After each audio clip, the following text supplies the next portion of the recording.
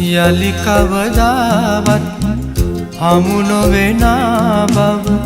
මඳ පවනක් හිස අතගා කීවද අදහා ගන්නට නොහැකිය කිසිදින ඇය යලි නොඑතැයි ගිම්හානෙට පෙර යන්න ගියාම කියලා වනසිරසක තුරු සෙවනැලි අතරේ ගී ගයමින් හිඳ මාතුරුලේ ඇය යන්න ගියාම කියලා ඇය යන්න ගියාම කියලා පිණි කඳුලක් මල් පෙතියග තවරා